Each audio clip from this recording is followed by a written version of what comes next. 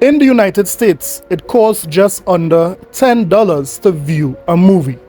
But for some reason, PlayStation was able to convince their consumers that it's okay to pay $60 and $70 for their first-party movie-like content. And for the most part, the PlayStation community has happily paid this. And a matter of fact, they gave the PlayStation Studios the title as the best game developers ever. Well, an old school gamer is calling out this type of game. Yeah, A little bit. I could see it, yeah. Dad, that's the beginning of The Last of Us. That was just the beginning? That's the thing. It sets a story. You're so impatient with stuff. This whole game, there's so much stuff you do. You're this guy, and it cuts forward several years, and now you're living in this crazy post-apocalyptic kind of zombie infection type world. The girl or the guy? The guy. You play as the guy for the rest of the game, but that's kind of it's setting it's character development. It's showing what he's been through. You don't need that. Just start some stuff up and let me press a button and do things. I'm telling you, they need to hire me. I mean, surely Nobody wants to watch this setup crap. Do they? Yes, I think that is a brilliant opening to the game. If I want to watch a movie, I'd watch a movie.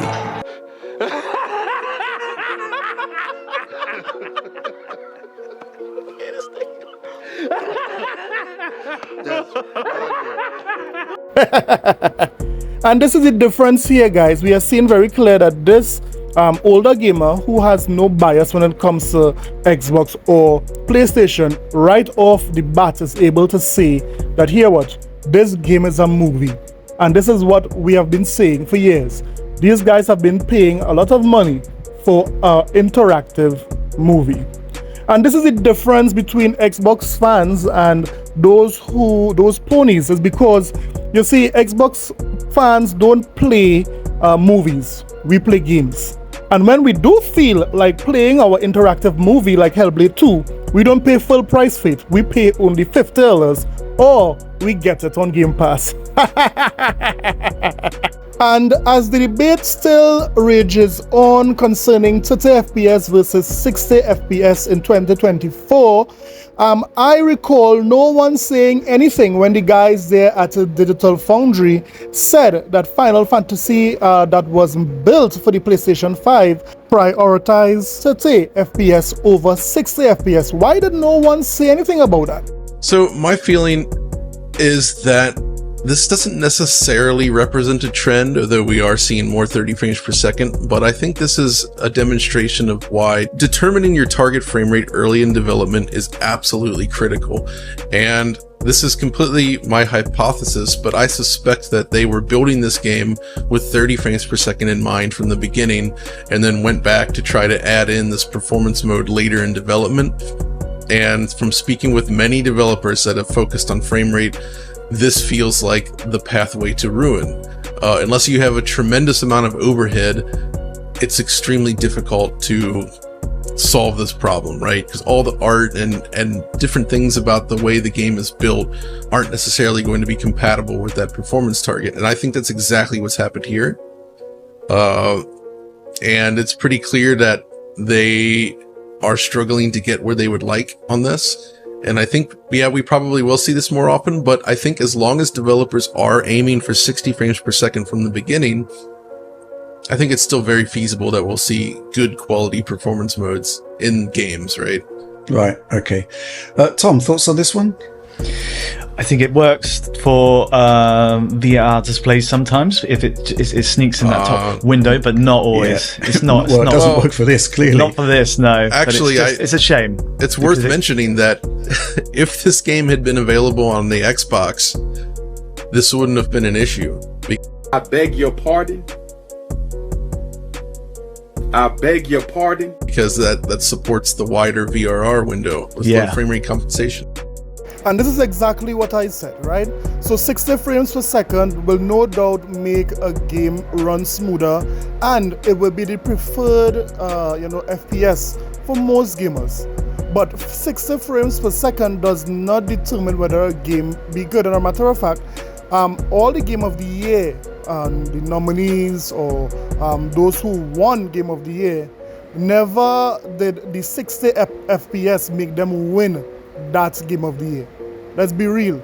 A game is not determined good or bad whether it runs at 60 FPS or 30 FPS. There have been many 30 FPS games that would have won Game of the Year. So, to put this debate to rest, 60 frames per second would be preferred, but it does not determine whether a game is good. 30 FPS is fine, and to be quite honest, most gamers don't even care. But we are not here to talk about any of that, guys. We are here to talk about how Game Pass is practically saving indie devs. And we are going to also talk about how PlayStation gamers are now begging for Gears of War 6. These guys have no shame. So you know what? Let's get it! This is a sickness! Let's get it! So before we start the video, guys, don't forget that this Sunday the 14th, we will be trying to have the first live stream, so of the Let's Get It podcast. As you guys would have seen, there would be some test streams, coming up, just working out the kinks and so forth. Here's a picture of the little setup. It's not much, but this should get the job done. So again, thanks for all the support, guys. There has been some guys who would have, sent some funds via PayPal again. Thank you very much. Even those who would have support, give me little tips and tricks and so forth. Thank you for that. Don't forget to like this video and of course subscribe. Let's get back to the video. Throughout the community, there have been a lot of debate when it comes to, is Game Pass good for the industry? Is Game Pass, sustainable? Does it make money? What are the effects of Game Pass? One thing I would say about Game Pass is that it allows me to play a variety of games that I don't necessarily have to pay for direct. I'm still paying for the service, Game Pass Ultimate, but when it comes to trying out different games to seeing which one I like or which one I prefer, Game Pass is unmatched when it comes to that. So at a consumer level, no one could say that paying $16 or $17 a month for Game Pass is a terrible deal. But let's hear from game developers, especially indie game developers, as to how Game Pass is helping them out. Listen. Citizen Sleeper Dev says Xbox Game Pass is keeping a lot of indie studios going. The money is a pittance to Microsoft. We all love Xbox Game Pass here at Pure Xbox, and as it turns out, plenty of indie studios seem grateful for the service and its security too. We've heard this from small devs and publishers before, and this week, the Citizen Sleeper creator has talked about how the service is keeping plenty of studios going right now. Spotted over on Reddit, Citizen Sleeper designer Gareth Damian Martin says that Xbox Game Pass was massive for Citizen Sleeper, and that he thinks Game Pass is keeping a lot of indie studios going right now.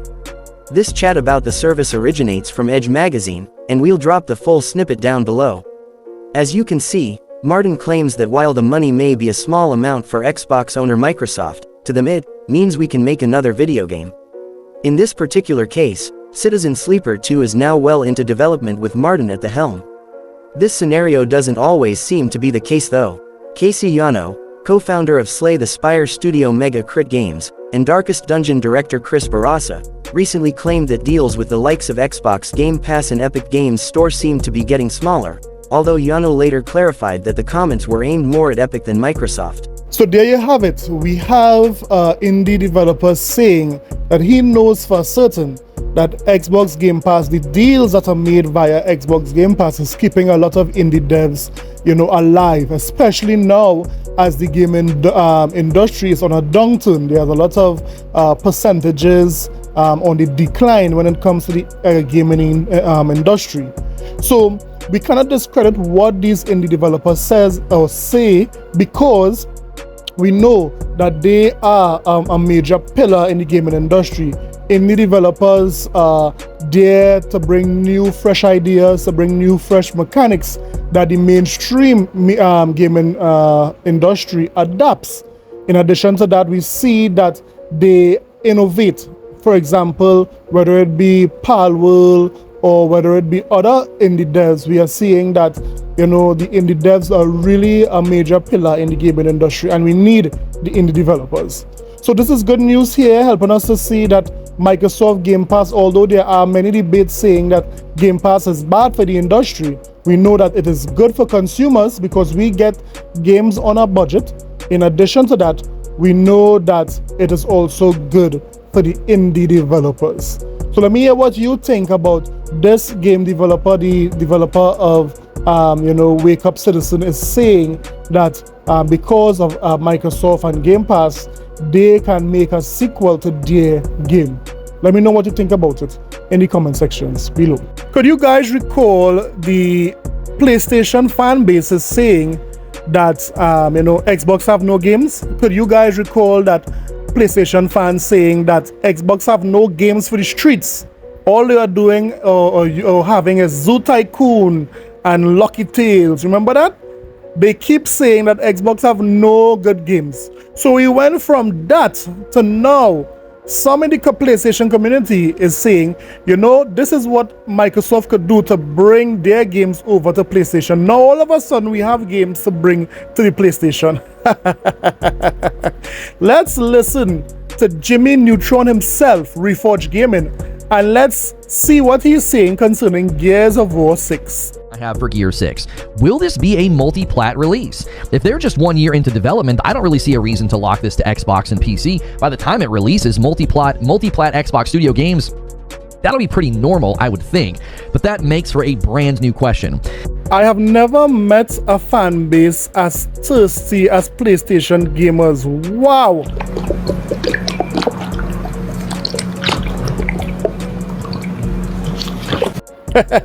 These guys went from there's no need to have an Xbox to I wonder when it is they would port this game over to the PlayStation platform. These guys are so thirsty for Xbox games to believe there are so many PlayStation games according to them that they can talk about. But Gears of War 6 is living rent-free in these ponies' minds. Wow. If the Coalition made the decision to make Gear 6 this visually intense, cinematic 30 FPS game, you know, all those PR things we're being told about Hellblade, would that fly with consumers on a PS5 or a PS5 Pro in 2027 or 2028? And would that be an opportunity for a game to maybe be 60 FPS on the PlayStation platform, but not on the Xbox? Like, maybe just the PS5 Pro, okay? Just now, is Reforge Gaming smoking rum or something? You heard what he said? He said with Gears of War 6 running at 30 FPS, fly with PlayStation 5 gamers. This is a sickness, guys. It is a sickness. He is convinced that in 2027, hear what? We will still have the Xbox Series X. Then why did news come out saying that Microsoft is full steam ahead going on to the next Xbox console?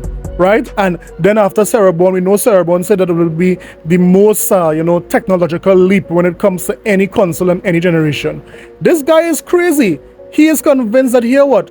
This game is going to release 60 frames per second on the PlayStation 5 Pro and 30 frames per second on the Xbox Series X. This man is nuts. Other Xbox studios get the Coalition level with the Unreal Engine. So they're basically like, listen, we know all this great stuff about the Unreal Engine. We're going to now develop essentially a team to help other studios do the same thing. Now, this could be part of the multi-plat strategy to ensure that Unreal games get better performance. She could be going over to maybe Ninja Theory. I don't know. Let's get that performance mode for Hellblade 2 on the Series X. Now, even though John Lineman is confident that they can get 60 FPS for the console in Gears of War 6, another question hanging in the air is the 30 FPS and the 60 FPS situation a parity issue for first-party Xbox studios?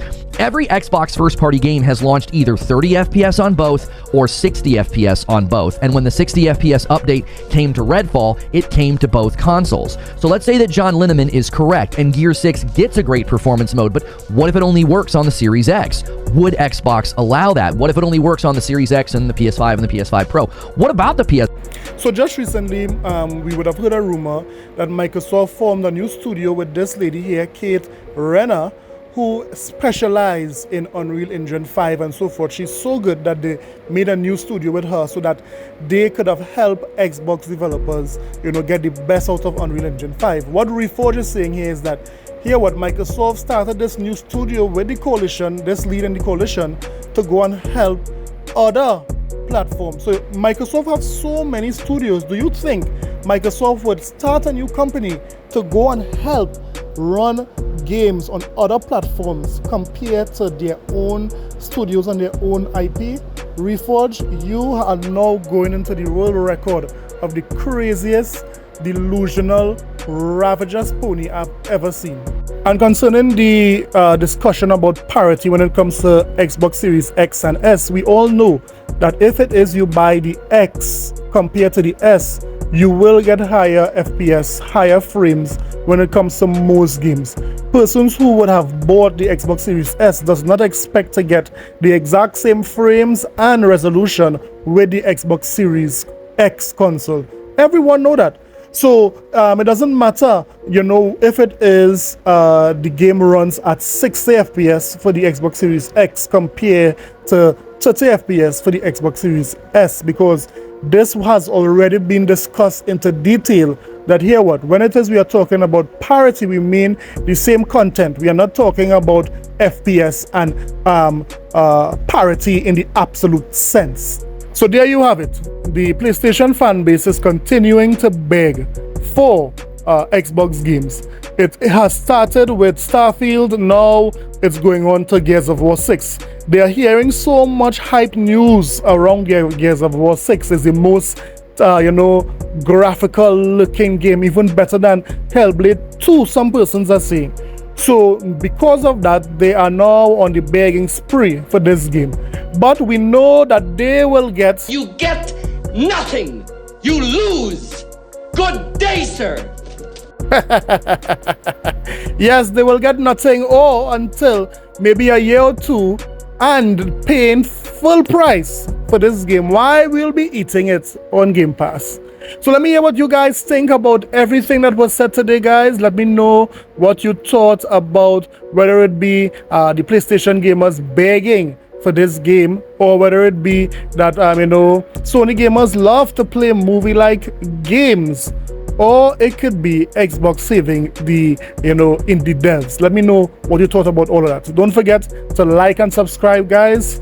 I'll see you guys in the next one. Later.